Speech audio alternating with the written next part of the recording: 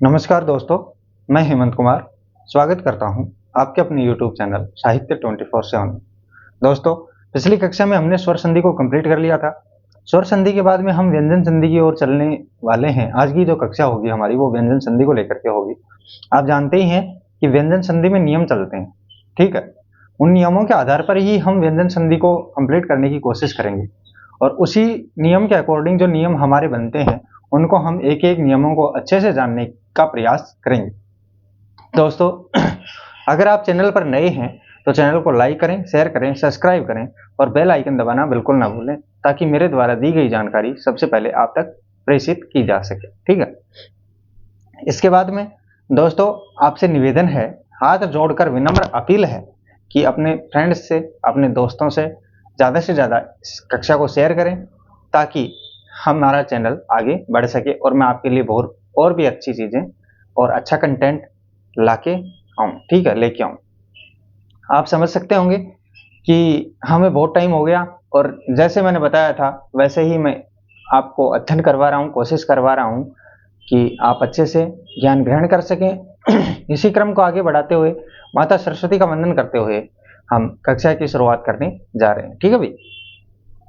शुक्लां ब्रह्म विचार सार परमां आद्यां जगत व्यापिनी वीणां पुस्तक धारिणी भवयतां जाड्यान्धकारापहाम् अस्ते स्फाटिक मालिकां विदधतीं पद्मासने संस्थितां वन्दे तां परमेश्वरीं भगवतीं बुद्धिप्रदां शारदां।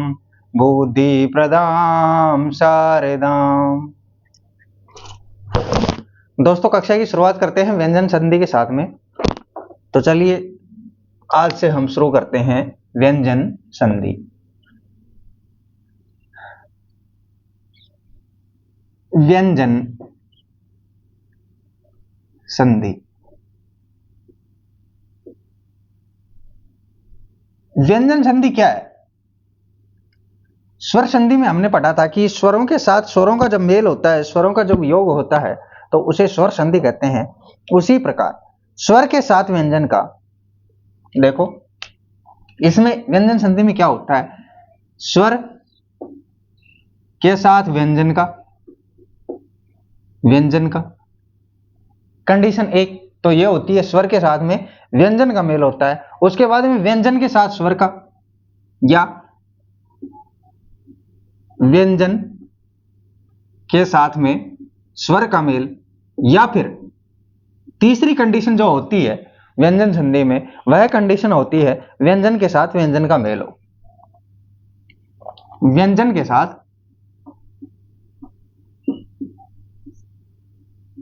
व्यंजन का मेल हो, व्यंजन का मेल हो। तो ये तीन कंडीशनें होती हैं हमारे व्यंजन संधि के अकॉर्डिंग।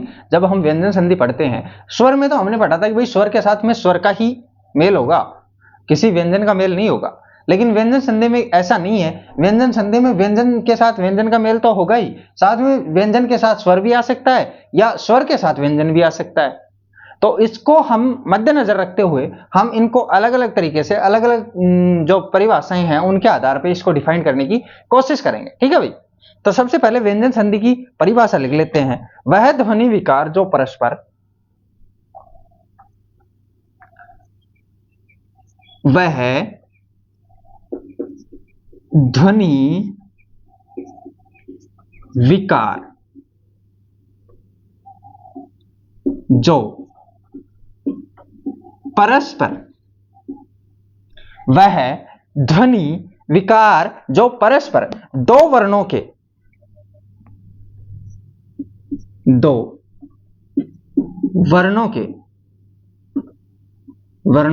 अब देखो दो वर्ण क्या क्या हो सकते हैं, इसको दो वर्ण क्या क्या हो सकते हैं वो चीज हम लिख लेते हैं यहां पे। दो वर्णों के स्वर धन व्यंजन, ठीक है, व्यंजन धन स्वर और व्यंजन धन व्यंजन। व्यंजन धन व्यंजन, वह ध्वनि विकार जो परस्पर दो वर्णों के मेल से उत्पन्न हो, मेल से उत्पन्न हो। ठीक है, मतलब ये परिभाषा कैसी है, ये परिभाषा संधि की तरह ही है कि वह ध्वनि विकार जो परस्पर दो वर्णों के मेल से उत्पन्न होता है उसे क्या कहते हैं, संधि कहते हैं। तो ये भी ध्वनि विकार है जो दो वर्णों के मेल से उत्पन्न होता है, लेकिन दो वर्ण कौन कौन से होने चाहिए, इस प्रकार के दो वर्ण होने चाहिए। पहले या तो स्वर हो, स्वर के साथ में व्यंजन हो, व्यंजन के साथ में स्वर हो, या फिर व्यंजन के साथ में व्यंजन हो। उसे व्यंजन संधि कहते हैं। ठीक है, अब भाई व्यंजन संधि की जो हमारी परिभाषा थी वो हमारी परिभाषा हो गई है कंप्लीट। ठीक है, अब देखो इसमें क्या करना पड़ेगा, इसमें बहुत से ऐसे वर्ड आएंगे जो मतलब ऐसे बोलेंगे कि भाई सघोष वर्ण का अघोष वर्णों के साथ में मेल या अघोष वर्णों के साथ में सघोष वर्णों का मेल, तो वो चीज हम एक बार देख लेते हैं। ठीक है, देखो सबसे पहले हम एक तरफ लिखेंगे वर्ग, क्या वर्ग, इस तरफ तो लिख लेते हैं हम वर्ग। ठीक है, अब वर्ग में कौन कौन सा वर्ग होता है, क्या क्या वर्ग होता है, वो आपको सभी को पता है कि 5 वर्ग होते हैं हमारे, क च ट ट और प, 5 वर्ग होते हैं। लेकिन उनको जब हम डिफाइन करेंगे तो उसमें हम देखते हैं, देखो इधर लिखते हैं हम अघोष, अघोष। अब आपने पढ़ा है अघोष और सघोष, मैंने आपको पढ़ा दिया। अघोष वर्ण होते हैं 1 नंबर और 2 नंबर वर्ण, 1 नंबर और 2 नंबर वर्ण। उसके बाद में सघोष, सघोष। अब जो सघोष वर्ण होते हैं वो होते हैं 3 नंबर, 4 नंबर और 5 नंबर। ठीक है, ये चीज होती है, आप ये जानते हैं अच्छे से कि भाई अघोष क्या होते हैं, अघोष होते हैं वर्ग का पहला और दूसरा वर्ण, और सघोष होते हैं वर्ग का तीसरा, चौथा और 5वां वर्ण। ये बात आपको पहले से पता है। क्यों? क्योंकि हमने जब वर्ण विचार हम पढ़ रहे थे उस टाइम पे हमने अघोष और सघोष वर्णों के बारे में चर्चा की थी। ठीक है, तो दोस्तों देखो अब हम वर्ग लिख लेते हैं, क वर्ग, क वर्ग, च वर्ग, ट वर्ग, त वर्ग और अंतिम प वर्ग। पांचों हमने वर्ग लिख लिए हैं, पांचों हमने वर्ग लिख लिए हैं। इसके बाद में हम क्या लिखेंगे इधर, अघोष व्यंजन। तो क वर्ग में अघोष व्यंजन कौन सा होगा, क और ख, क्योंकि पहला और दूसरा। च वर्ग में च और छ, पहला और दूसरा। इसी तरह से ट वर्ग में ट और ठ, त वर्ग में त और थ वर्ग। इसके बाद में प वर्ग में प और फ वर्ग। ठीक है, ये हो गए हमारे अघोष व्यंजन। अघोष व्यंजन कुल कितने हैं, 10 हैं। कौन कौन से, पहला और दूसरा वर्ण वर्ग का। ठीक है, इसके बाद में हम सघोष व्यंजन लेते हैं। तो सघोष व्यंजन क्या है, तीसरा और चौथा और 5वां वर्ण, क ख ग घ और अंग। ठीक है, 3 च छ ज झ और ई। ठीक है, ट ठ ड ढ और ण, त थ द ध और न, प फ ब ब, माफ कीजिएगा, भ और म वर्ण। अब भाई देखो सघोष कितने हुए, 15। क्यों? क्योंकि तीसरा, चौथा और 5वां 3 वर्ण हुए प्रत्येक वर्ग के, और वर्ग कितने हैं, 5 5 15। ठीक है, इसके बाद में य र ल व ह और सभी स्वर क्या होते हैं, घोष यानी कि सघोष होते हैं। इसके बाद में प्लस, इधर क्या प्लस, य र ल व और है प्लस सभी स्वर, सभी स्वर ये क्या होते हैं? घोष या सघोष होते हैं। घोष बोल सकते हैं या सघोष होते हैं। ठीक है, इतनी बात हम जानते हैं, अच्छे से जानते हैं। तो यह चीज आप एक बार इसका स्क्रीनशॉट ले लीजिएगा, फिर हम आगे बढ़ते हैं नियम नंबर 1 की ओर। ठीक है, जो हमारा नियम 1 है वह क्या कहता है। ठीक है, एक बार आप इसका स्क्रीनशॉट ले लो भाई। ठीक है, मैं अलग हट जाता हूं, ये ली। ठीक है, अब इसको हटा दूं मैं, इतनी चीजें आपने लिखी ली होंगी। ठीक है भाई, हटा देता हूं ना भाई। जो व्यंजन संधि है ना, बहुत ज्यादा इजी है, कहीं पे कोई दिक्कत नहीं आएगी आपको, इतनी गारंटी है मेरी। और उम्मीद है कि जो ये जानकारियां हैं वो आपको अच्छे से समझ में आ रही होंगी, आप समझ रहे होंगे इन बातों को और इन नियमों को। और जैसे आपने स्वर संधि में आपको कोई समस्या नहीं आई, उसी प्रकार से उम्मीद करता हूं कि व्यंजन संधि में भी आपको कोई समस्या नहीं आएगी। ठीक है, तो देखो नियम नंबर 1 हमारा क्या कहता है। हम पहले नियम की ओर बढ़ रहे हैं, हम डालते हैं नियम नंबर 1। हमारा नियम नंबर 1, नियम नंबर 1 हमारा 1 नंबर नियम है, वह क्या बोलता है? 1 नंबर नियम कहता है, यदि पदांत कचट तपा में से किसी वर्ण के परे, यदि पदांत क च ट त और प, यदि पदांत यानी कि पद का अंत जब होना, पदांत क च ट त प में से किसी वर्ण के परे, ये सारे हल हैं भाई,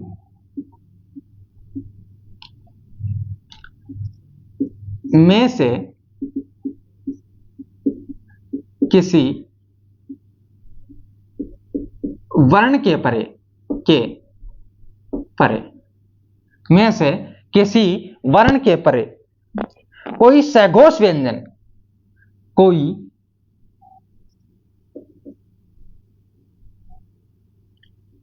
सघोष व्यंजन। अब सघोष व्यंजन कौन कौन से होते हैं? सघोष व्यंजन आप जानते हो कि ये पद का अंत हो और पद के अंत में क्या हो? कचट तप हो। ठीक है, क च ट त प में से किसी भी वर्ण के परे कोई सघोष व्यंजन। अब सघोष व्यंजन कौन कौन से होते हैं मैंने आपको बताया था। सघोष व्यंजन किसको? देखो सघोष व्यंजन होते हैं 15। ठीक है, लेकिन सघोष व्यंजन अंग, इया, ण, न, म, अंग, इया, ण, न, म को छोड़कर,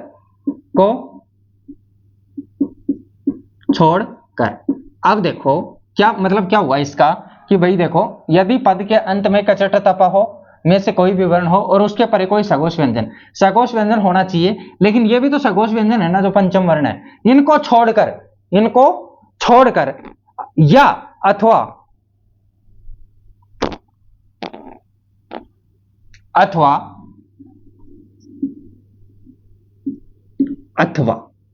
अब देखो इनको तो छोड़ दिया, अथवा य, र, ल, व, है में से कोई एक वर्ण, य, र, ल, व, है। ठीक है, य, र, ल, व, है, य, र, ल, व, है में से कोई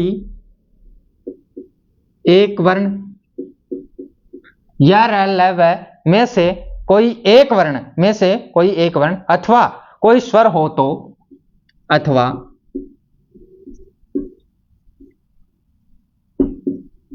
कोई स्वर हो तो देखो हमने यहां पे लिखा था सिर्फ सघोष व्यंजन। सघोष व्यंजन कितने होते हैं? 15। 15 में से ये जो पंचम वर्ण है ना, इनको हमने हटा दिया। ठीक है, बचे कितने? तो 10। तो ये 10 तो सघोष व्यंजन, यह र ल व है 5 ये। ठीक है, और इसके बाद में कोई स्वर, कोई एक स्वर हो तो पदांत क च ट त प के स्थान पर हो तो पदांत क च ट त प कचट तप के स्थान पर, के स्थान पर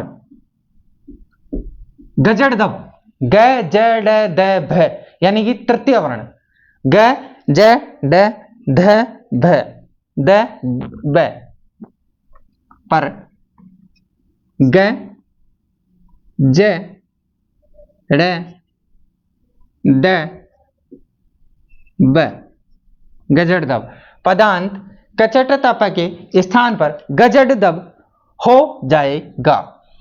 गजड़ दब हो जाएगा। अब मुझे एक बात बताइए, ये चीज आपको समझ में आई या नहीं आई? अगर नहीं समझ में आई तो कोई टेंशन लेने की जरूरत नहीं है। मैं यहाँ पे आपके लिए ही खड़ा हूं, आपको समझाने की इसको कोशिश करूंगा, क्योंकि जो हम परिभाषा बनाते हैं ना, तो वो तो रटी हुई तो होती नहीं है। ठीक है, कुछ मिस्टेक हो जाती है, जैसे कि मैं मो ऐसे जैसे हम लगाते हैं ना, तो उनमें कुछ थोड़ा बोड़ा बदलाव हो जाता है, तो उसको हम मद्देनजर नहीं रखते हैं। लेकिन हाँ, इसको समझाऊंगा अच्छे से, कोई दिक्कत नहीं है। ठीक है भाई, देखो पद का अंत पदांत हो तो क्या होना चाहिए? क च ट त प में से कोई वर्ण होना चाहिए। तो देखो सूत्र बनाते हैं हम, सूत्र। ठीक है, इधर लिख लो सूत्र। सूत्र, ठीक है। अब सूत्र क्या लिखेंगे? देखो सूत्र लिखेंगे हम, देखो पद का अंत क्या हो रहा है? क च ट त प में से कोई एक वर्ण। सूत्र बनाना सिखा रहा हूं मैं आपको, लिख लो पदांत में क च ट त और प, ये हमने लिख लिए। ये तो पद का अंत होना चाहिए, पद का अंत। तो इसका मतलब कि ये क्या होंगे? पद के अंत होंगे। तो ये पांचों के पांचों, ये लो, ये इनमें से कोई भी हो सकता है, पदांत में से किसी वर्ण के परे कोई सघोष व्यंजन। अब देखो कोई सघोष व्यंजन या न या मैं गण न में को छोड़कर, इसके बाद में क्या होना चाहिए? प्लस कोई सघोष व्यंजन। सघोष व्यंजन, इसके बाद में देखो ये तो बता रहा है कि कोई सघोष व्यंजन हो, लेकिन क्या हो? यह अंग न में को छोड़कर, तो लिख लो, ये भी लिख लो, अंग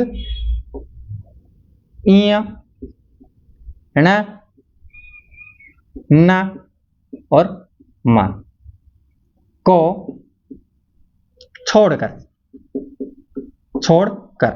ठीक है, अंग न ये सारे भाई हल है। ठीक है, माफ कीजिएगा, मैं पहले लगाना भूल गया। अंग न को छोड़कर या यह र ल व है या सभी स्वर को छोड़कर, या यह र ल व और है, और ये भी सारे के सारे क्या हैं? ये भी हूं, या क्या हूं? सभी स्वर।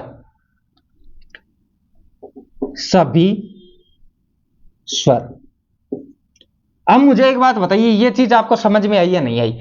देखो भाई, कचट तप पद का अंत होगा तो उसमें क्या होना चाहिए? कचट तप होना चाहिए पद के अंत में। ठीक है, उसके साथ में कोई सघोष व्यंजन हो, तो सघोष व्यंजन कितने होते हैं? 15 तो ये होते हैं जो मतलब वर्ग के होते हैं। तो 15 वर्ग के 5 वर्गों के 15 होते हैं, तो उसमें से एक एक तो सबका निकल गया जो पंचम वर्ण है। तो बचा क्या? जैसे क वर्ग का बचा हमारे पास ग और घ, च वर्ग का ज और झ, ट वर्ग का ड और ढ, ठीक है, त वर्ग का द और ध और प वर्ग का ब और भ ये वर्ण हो, ठीक है। उसके बाद में य र ल व है ये हो या फिर सभी स्वर हो, ठीक है। ये चीज आपको समझ में आ गई होगी अच्छे से, ठीक है, कोई दिक्कत नहीं है। ये हो तो क्या होगा भाई, कचट तप के स्थान पर, इसके स्थान पर क्या हो जाएगा, गजड़ दब हो जाएगा। तो ये लो, इसके स्थान पर हमने क्या कर दिया, गजड़ दब कर दिया। हमने कोई नई चीज नहीं की। क्या होगा, ग ज ड द ब, ये गजड़ दब कर दिया भाई, ठीक है। हमने कोई नई चीज नहीं की, ये बनेगा, ये नई चीज बनेगी, ये बनेगा, ठीक है। पहले का तीसरा, जिसे ये भी बोलते हैं हम, पहले का तीसरा हो जाना। इस नियम के अनुसार क्या होगा, पहला जो वर्ण है उसका तीसरा वर्ण बन जाएगा, गजड़ दब हो जाएगा, ठीक है। तो देखो ऐसे नहीं समझ में आएगा, हम कुछ उदाहरण लेंगे। पहले आप एक बार इसका स्क्रीनशॉट ले लीजिएगा, या फिर एक उदाहरण समझा दूं यहीं पे। चलो मैं एक उदाहरण समझा देता हूं, जैसे दिग्गज, दिग्गज, दिग्गज। आप देखो कि क्या होगा, सबसे मेन चीज क्या होगी, सबसे मेन चीज होगी कि भाई क्या दिख रहा है हमें, क्या दिख रहा है हमें, दिख रहा है अधूरा वर्ण। इसकी पहचान है, इसकी पहचान क्या है कि हमें दिख रहा है अधूरा वर्ण, ये तीसरा वर्ण है, अधूरा है, ये चीज हमें दिख रही है। हमें पता है गजड़ दब होता है, ग जेड है द ब होता है, तो हम ये जानते हैं कि क्या होगा, कौन सा नियम लगेगा, व्यंजन संधि का नियम लगेगा। स्वर संधि हमने पहचानी थी, बहुत आसानी से पहचान लिया था, लेकिन अब ये जो व्यंजन संधि है इसको हम किस तरीके से पहचानेंगे, उसके लिए हम क्या देखेंगे। सबसे पहले हमें दिख रहा है तीसरा वर्ण, और तीसरा वर्ण क्या है, हल है, अधूरा है, आप जानते हो हल है। तो देखो इसको ग को बाहर निकालो, ग को निकाल लिया हमने बाहर, ये ग को बाहर निकाल लिया। इधर क्या बच रहा है हमारे पास, गज, गज बच रहा है, ठीक है। इधर क्या बच रहा है हमारे पास, दी बच रहा है, ठीक है। अब हमें क्या देखना है मेरे भाई, अब हमें देखना है ग अधूरा है, उसके बाद में क्या आ रहा है, ग आ रहा है, व्यंजन हो रहा है, व्यंजन मतलब देखो कोई सघोष व्यंजन। अब देखो ये सघोष है या नहीं है, तीसरा वर्ण है क ख और ग, तीसरा वर्ण सघोष व्यंजन आ रहा है, सघोष व्यंजन आ रहा है। अगर मतलब व्यंजन के बाद में, तीसरे व्यंजन के बाद में कोई सघोष व्यंजन आ रहा है, तो देखो तीसरे व्यंजन का जब संधि विच्छेद करेंगे तो उसका क्या हो जाएगा, तीसरे का पहला हो जाएगा। तो क्या हो जाएगा, इसको पहला कर दो, दिक, क्या होगा, और गज, दिक धन गज। तो यह तो हो गया इसका सही संधि विच्छेद, ठीक है। लेकिन इसको अगर संधि में परिवर्तित करते हैं, इसकी अगर संधि करते हैं, तो देखो ग है, कौन सा है, ग, और ग क्या है, ग सघोष व्यंजन है, सघोष व्यंजन है, किसके बाद में आ रहा है, कचट तप के बाद में आ रहा है, क के बाद में आ रहा है। अगर क के बाद में आ रहा है, क के बाद में आ रहा है, तो देखो इसी के वर्ण का क्या होगा, तीसरा वर्ण होगा, तो इसका क्या हो जाएगा, ग हो जाएगा, ग होगा, ठीक है। इधर क्या बच रहा है हमारे पास, दी बच रहा है, और इधर क्या बच रहा है हमारे पास, गज बच रहा है, ये चीज बच रही है, ठीक है। तो इसको हम कर लेंगे दिग, दिग गज या दिग्गज, दिग्गज। अब ये चीज आपको अगर समझ में आई है नहीं आई मुझे बता देना, और आगे उदाहरण करेंगे तो अच्छे से समझ में आ जाएगी। एक बार आप इसका स्क्रीनशॉट ले लीजिएगा, ठीक है भाई, ले लिया, ओके आगे बढ़ते हैं।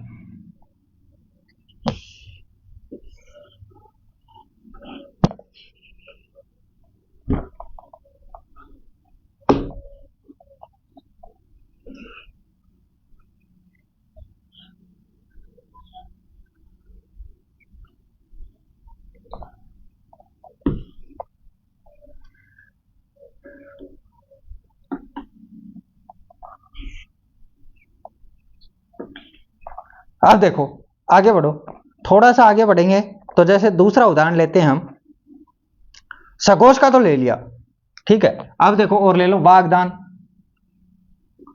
वागदान। इसको पहचानेंगे कैसे, इसको सबसे पहले पहचानने के लिए हमें क्या देखना पड़ेगा कि जहां से टुकड़ा हो रहा है, जहां से टुकड़ा हो रहा है वहां पे क्या जो ये है वर्ण, उसके आगे का जो वर्ण है वो क्या है, सघोष है या नहीं है। तो सघोष में भी पंचम वर्ण को छोड़ करके, ठीक है, सभी स्वर हो, यह रह वह है हो, या फिर तीसरा और चौथा वर्ण हो, ठीक है भाई, ये चीज होनी चाहिए। तो ये देखो दान, तो हमने दान को ऐसे का ऐसा लिख दिया, ठीक है। संधि करने के तरीके बता रहा हूं आपको, विच्छेद करने का तरीका, माफ कीजिएगा, संधि नहीं, विच्छेद करने का तरीका, ठीक है। इधर ग है तो ग को हमने निकाल लिया, और ये क्या बच रहा है, वाह। भाई हमने कुछ भी नहीं किया अभी तक, वो हमने सिर्फ इसके टुकड़े किए हैं 2, ठीक है। इतने टुकड़े हो जाने के बाद में हम जानते हैं कि मेरे भाई जब ये व्यंजन है, अगर ये व्यंजन संधि के नियम के अनुसार बदल रहा है तो ये क्या है, सघोष है। सघोष है, इसके पहले क्या, तीसरा वर्ण आ रहा है। हमें पता है सघोष व्यंजन के पहले या सघोष वर्ण के पहले कोई तीसरा वर्ण आ रहा है, तीसरा तृतीय वर्ण, तो उसको क्या करेंगे हम, उसको प्रथम वर्ण में चेंज करेंगे। देखो कर दिया हमने इसको प्रथम वर्ण में चेंज, ये बन गया कै, क्या बना दिया, इधर से क्या बचा, दान बचा हमारे पास, और इधर क्या बचा, वा बचा, ठीक है। इसको जोड़ लो, वाक दान, वागदान, वाक धन दान, माफ कीजिएगा विच्छेद कर रहे हैं, वाक धन दान, वाक धन दान।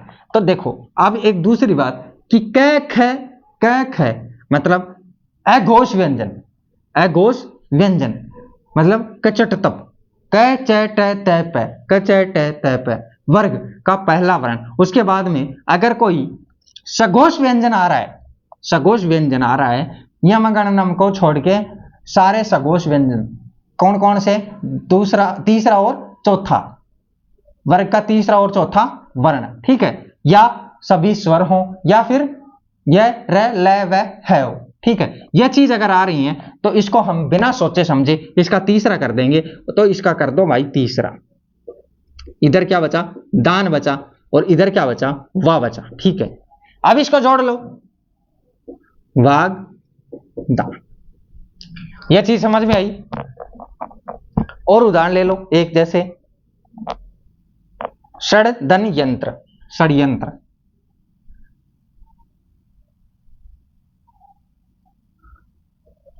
षट धन यंत्र, षड्यंत्र,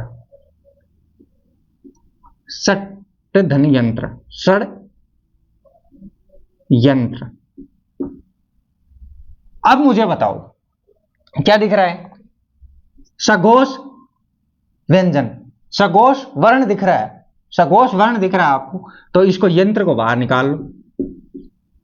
सघोष दिख रहा है, इसको भी अलग कर लो, और इधर से, ठीक है। अब हमें सघोष दिख रहा है, यह अधूरा दिख रहा है सघोष से पहले। तो देखो सघोष अगर आ रहा है और उससे पहले अगर कोई तीसरा वर्ण है तो तीसरे वर्ण को किस में बदल देंगे, पहले वर्ण में। तो पहला वर्ण क्या है, ट और यंत्र, ये चीज है। और इधर से क्या बच रहा है हमारे पास, स बच रहा है, इसको जोड़ लो, षट धन यंत्र, षट धन यंत्र, ठीक है। अब देखो इसको जोड़ लिया, अब इसको वापस से विच्छेद कर संधि करते हैं इसकी, तो ट का क्या हो जाएगा, ग, कब, जब, माफ कीजिएगा ट का क्या होगा, ड, इसी के वर्ण का, इसी के वर्ग का तीसरा अक्षर, कब, जब आगे सघोष व्यंजन हो, सघोष, सघोष वर्ण, सघोष वर्ण आ रहा है। तो देखो यंत्र, और इधर क्या बच रहा है, स, तो क्या बनेगा, षड्यंत्र। और षड्यंत्र का मतलब तो आप जानते हो, षड्यंत्र क्या होता है, जाल बुनना, षड्यंत्र करना, जाल बुनना, ठीक है, ये चीज होती है षड्यंत्र। इसके बाद में और उदाहरण ले लो एक, जैसे कि यह र ल व, यह में से भी ले लिया, तो एक अब स्वर का ले लो। तो स्वर का उदाहरण हम लेंगे तदानुसार, तदानुसार,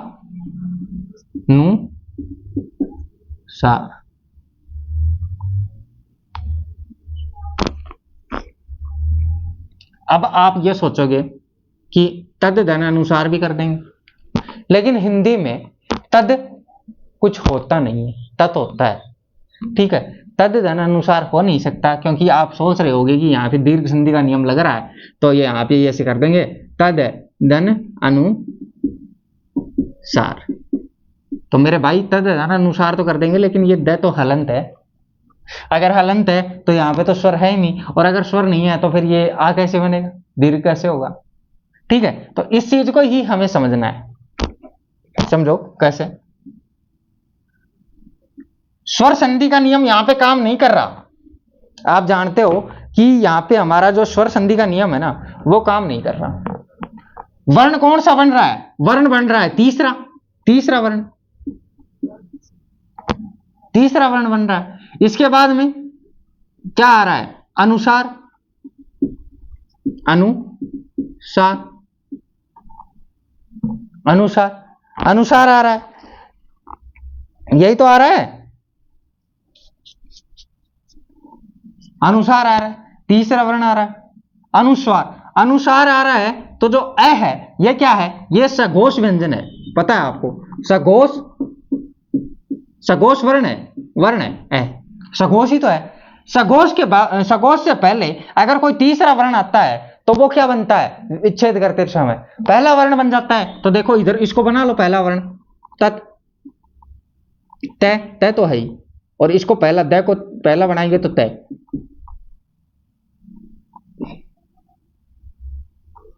अनु सा, ठीक है, तत् धन अनुसार। तो क्या बनेगा, तत् धन अनुसार, तत् धन अनुसार। ये तो हो गया क्या, इसका विच्छेद। अब देखो तय के बाद में, तय के बाद में अगर कोई क्या आए, सघोष व्यंजन, सघोष व्यंजन आए, तदनुसार, तदनुसार ही होगा भाई, तदनुसार नहीं होगा भाई, तदनुसार ही है, ठीक है, तदनुसार।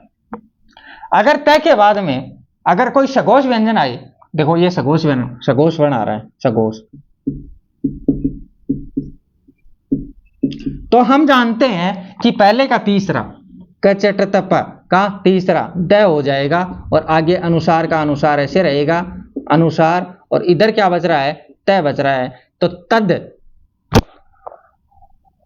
ए इसमें लग जाएगा अनुसार, तद, तद अनुसार।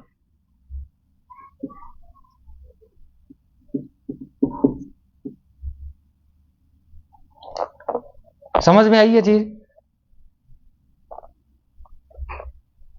भाई, समझ में आई या नहीं आई?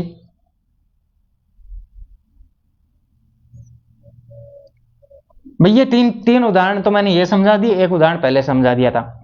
अब देखो कुछ उदाहरण कर लेते हैं, उद्गम, इधर इधर कर लेते हैं हम, ठीक है। वैसे उद्गम,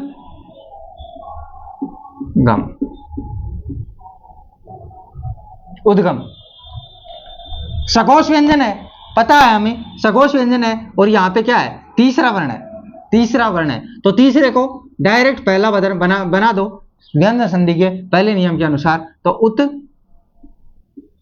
दन गम, कहीं कोई दिक्कत नहीं होगी, उत दन गम, ठीक है। उसके बाद षड, षडानन,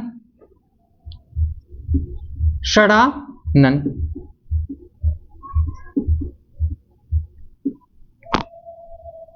आ, क्या दिख रहा है, आ, आ दिख रहा है, दिख रहा है ना। इसको थोड़ा सा मैं थोड़ा सा वो करता हूं, इसका क्या बोलते हैं वो, पोस्टमार्टम, षड, षड धन आ धन नन, ये चीज है, ये चीज है ना हमारे पास। आ दिख रहा है, आ दिख रहा है हमें, आ क्या है, आ सघोष है, सघोष है, और इधर क्या दिख रहा है, तीसरा वर्ण, ठीक है। तो तीसरे का क्या कर देंगे हम, पहला, तो षट धन आनन, षट धन आनन हुआ या नहीं हुआ, क्या है, सघोष व्यंजन है, पहला वर्ण क्या है, कचटतप में से कोई पहला वर्ण है, तो इसका क्या बन जाएगा, अड़े, और ये यहाँ पे क्या, स, और यहाँ पे आनन। तो क्या बनेगा, षडानन। ये चीज आपको समझ में आई या नहीं आई, मुझे इतना बता दो भाई।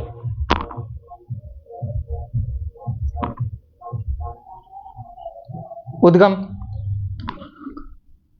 उद्गम हमने ले लिया, ठीक है। उसके बाद उद्योग, उद्योग या उद्योग, ये द और यह से मिलकर बनता है। यह आ रहा है, यह लव है, मैंने बताया था यह लव आए, उससे पहले क्या तीसरा वर्ण आ रहा है, तीसरा वर्ण आ रहा है तो इसको पहला वर्ण बना दो, सीधे का सीधा उत धन योग, सीधे का सीधा पहला वर्ण तीसरा दिखे और उसके बाद में यह लव है या कोई सघोष व्यंजन दिखे या फिर कोई सघोष वर्ण दिखे यम गणनम को छोड़ के, और तीसरा वर्ण दिखे आपको अगर कहीं पे, और उसके बाद में जैसे ही जस्ट उसके बाद में तीसरे वर्ण के बाद में अगर आपको कोई सघोष वर्ण दिखे सिर्फ और सिर्फ किसको छोड़ के, यम गणनम को, पंचम वर्ण को छोड़ करके, तो हम क्या कर देंगे, पहले का तीसरा और तीसरे का पहला, यही बनाते रहेंगे और कुछ भी नहीं करना हमें, ना कोई चेंज है ना कोई बदलाव है, कोई दिक्कत नहीं है। एक दो उदाहरण अगर आप यहाँ पे करोगे ना इसके, तो मैं गारंटी देता हूं कि इसमें कोई गलती नहीं होगी आप, ठीक है। अजंत लिख लो, अजंत, अजंत,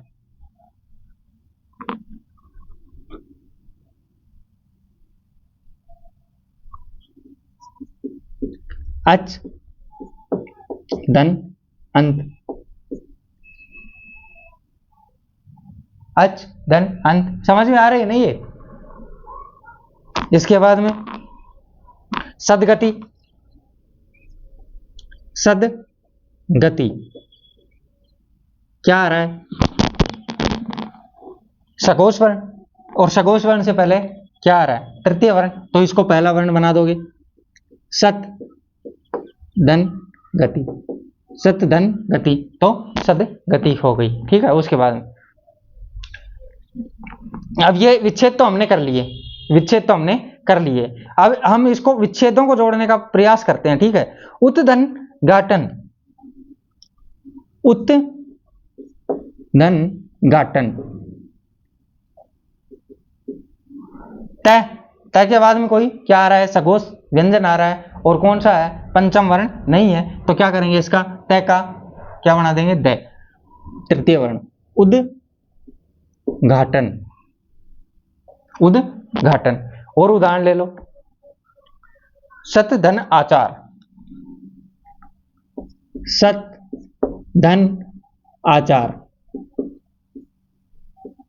देखो तय, तय के बाद में ए आ रहा है, मतलब कि ये क्या सघोष वर्ण आ रहा है, सघोष वर्ण आ रहा है तो पहले का तीसरा सद, ठीक है, द हल होता लेकिन ये आ इसमें चला जाएगा तो सदाचार, सदाचार, ठीक है। अप धन द, अप धन द, क्या वही चीजें आ रही हैं, क्या सघोष आ रहा है, सघोष से पहले प्रथम वर्ण क्या आ रहा है, प, तो प्रथम वर्ण आ रहा है तो क्या करेंगे, इसका तीसरा बना देंगे अब, अब, ठीक है। इसके बाद तत् धन उपरांत, तत् धन उपरांत क्या बनेगा, पहले का तीसरा तदुपरांत, तदुपरांत।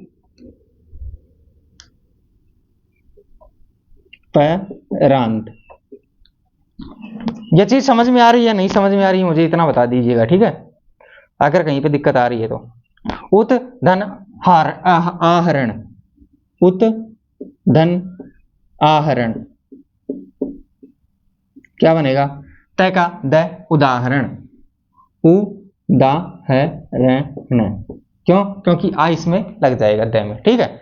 ये तो हो गई हमारी स्वर संधि का नियम नंबर एक, व्यंजन संधि का नियम नंबर 1। आपको अच्छे से समझ में आया होगा उम्मीद है, क्योंकि मैंने बहुत ही खोल के समझाने की कोशिश की है। अगर फिर भी नहीं समझ में आता है तो आप मुझे कमेंट कर दीजिएगा, मैं आपको वापस से इस चीज को समझाने की कोशिश करूंगा, ठीक है। इसको हटा दीजिएगा भाई। हाँ, एक बार इसका स्क्रीनशॉट ले लो, आगे बढ़ता हूं।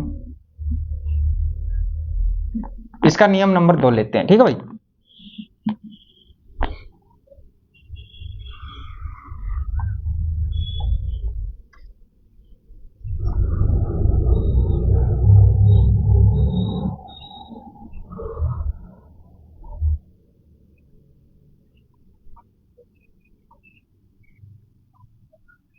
आज शुक्रवार है, वैसे आपको पता है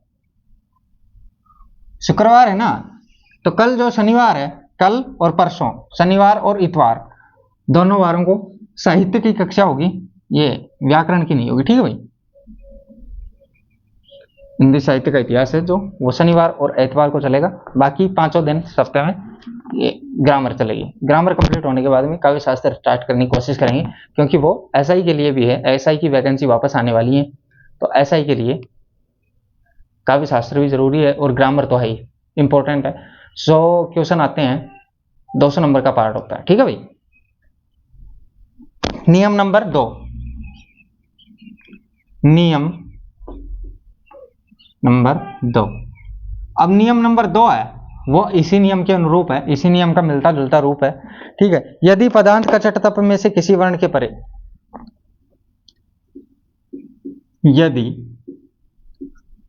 पदांत का च ट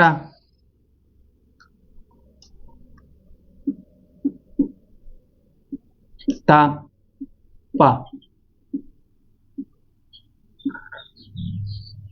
में से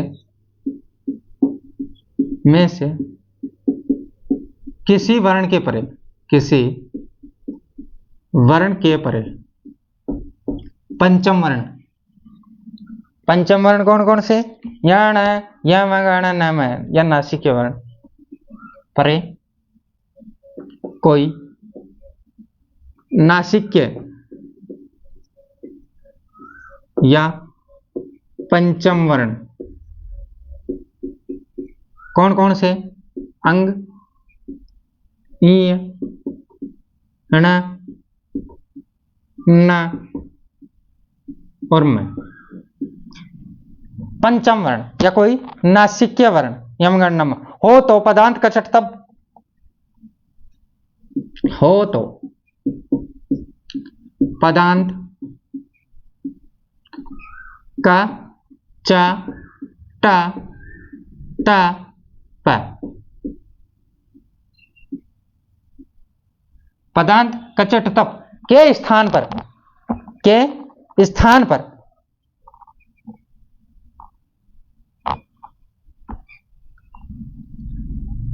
के स्थान पर, भाई पदांत का चटतप के स्थान पर आए हुए वर्ण का ही, कौन से, आए हुए वर्ण का ही, वर्ण का ही पंचम वर्ण, पंचम वर्ण, पंचम वर्ण, आए हुए वर्ण का ही पंचम वर्ण या पंचमाक्षर, या पंचमाक्षर, पंचमाक्षर, पंचम धन अक्षर पंचमाक्षर हो जाएगा, हो जाएगा। अब यह चीज आपको बहुत अच्छे से समझ में आ गई होगी क्या बोलना चाह रहा है परिभाषा में, कि यदि पदांत, सूत्र लिख लो, सूत्र से डिफाइन करेंगे हम तो, सूत्र, ठीक है। यदि पदांत का चटतप का च ट त ता, यह पदांत का चटतप, इसके बाद में क्या आना चाहिए, इसके बाद में क्या आना चाहिए भाई, इसके बाद में आना चाहिए कोई नासिक्य वर्ण, कोई भी नासिक्य वर्ण या पंचम वर्ण। पंचम वर्ण कौन कौन से, अंग, अंगो, ईय, ण, न और म।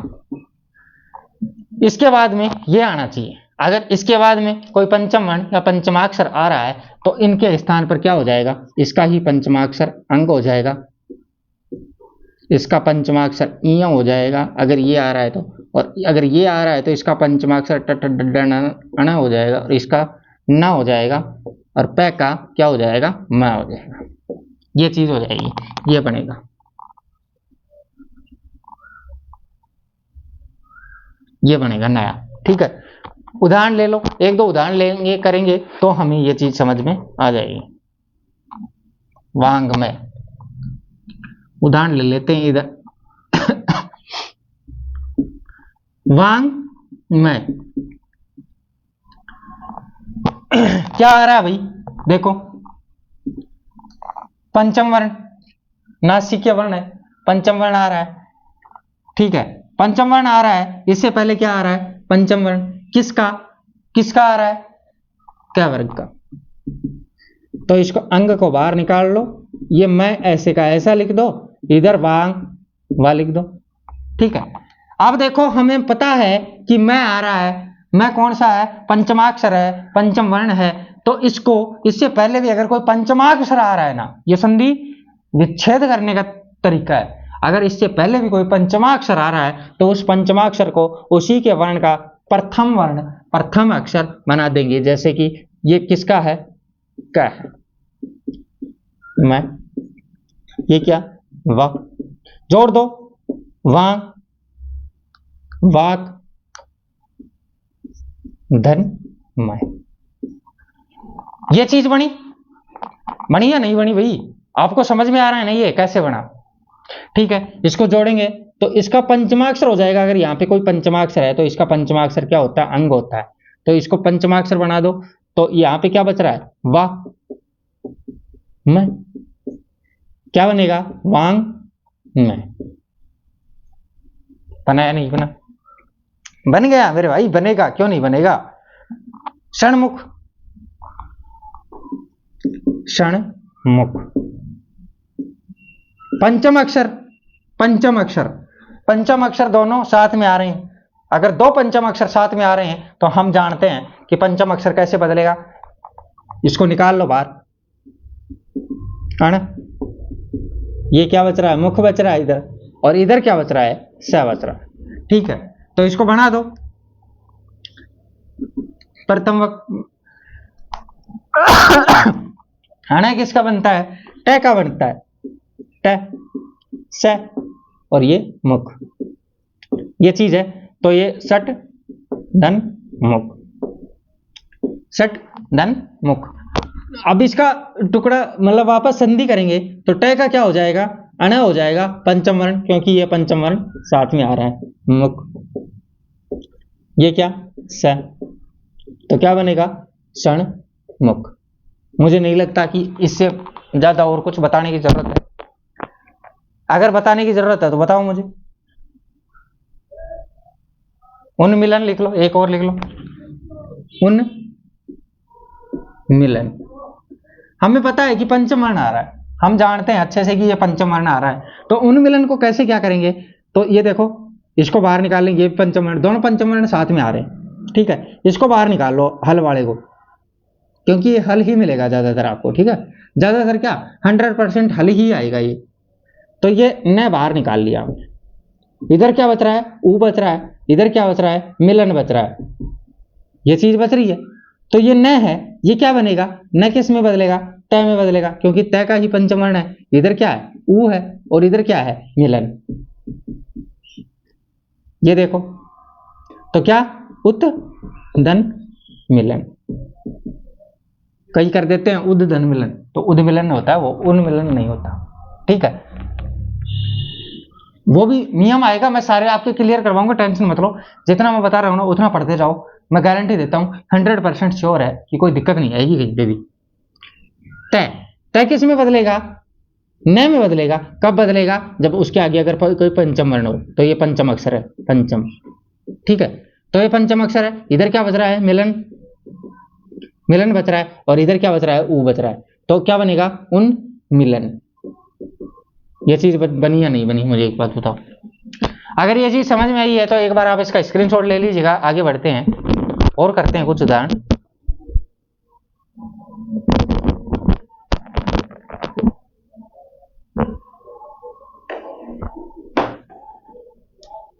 ठीक है भाई, ले लिया स्क्रीनशॉट? ठीक।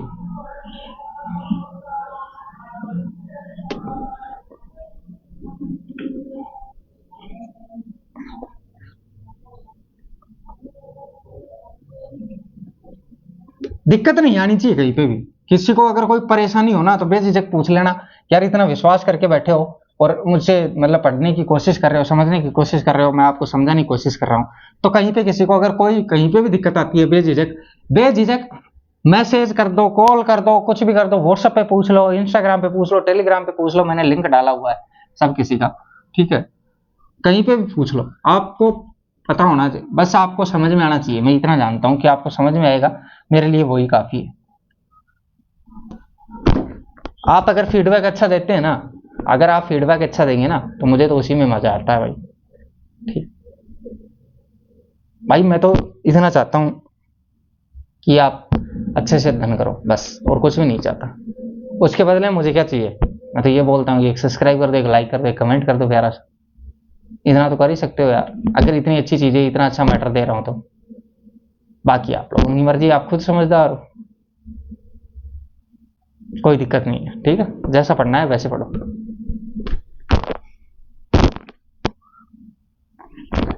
उदाहरण ले लो। और तय था नारी, वो ले लिया था ना, मैं का नहीं लिया था ना, क्षण मास ले लो, एक क्षण मास।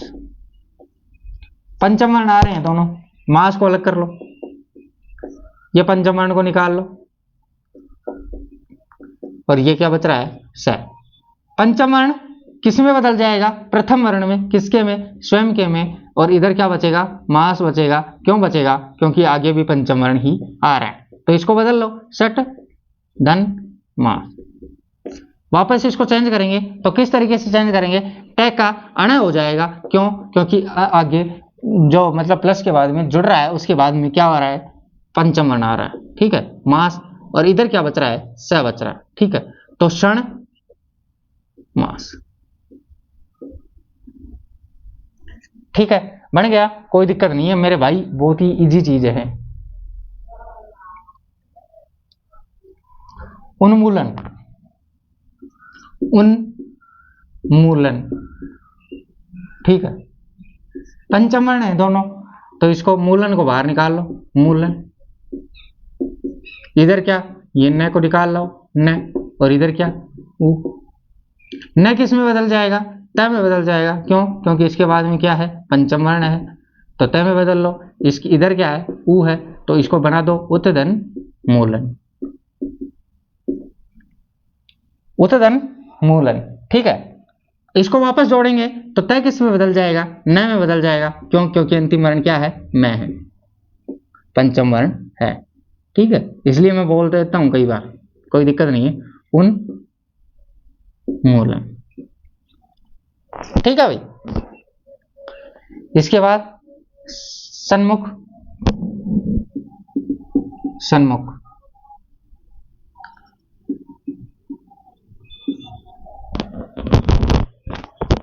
माफ कीजिएगा, थोड़ा फास्ट कर रहे हैं क्योंकि टाइम का अभाव है, और ये दूसरा नियम कंप्लीट होना जरूरी है, क्योंकि इसके उदाहरण मुझे करवाने हैं, और भी थोड़े से उदाहरण करवाऊंगा।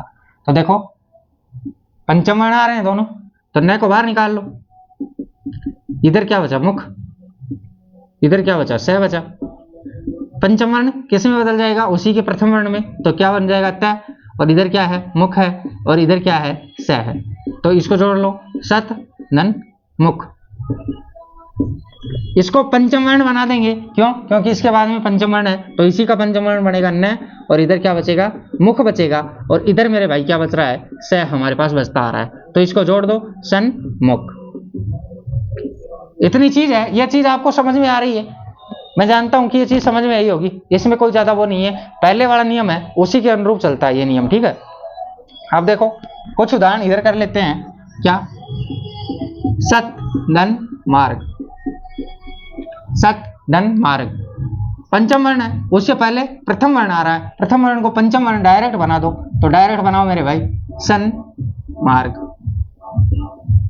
अगर कहीं पे कोई दिक्कत आए ना तो मुझे बोल देना कि सर जी यहाँ पे प्रॉब्लम आ रही है। ठीक है, आपका दोस्त हूं यार, आपका मतलब हम उम्र ही मान लो, ठीक है, तो उसके हिसाब से पढ़ लो। अच्छी चीज बता रहा हूं। जगन्नाथ, जगत धन नाथ। तय, तय किस में बदलेगा? न में।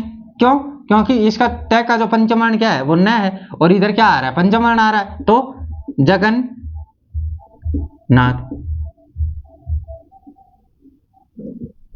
बना या नहीं बना? अम्मय, वही पंचम वर्ण,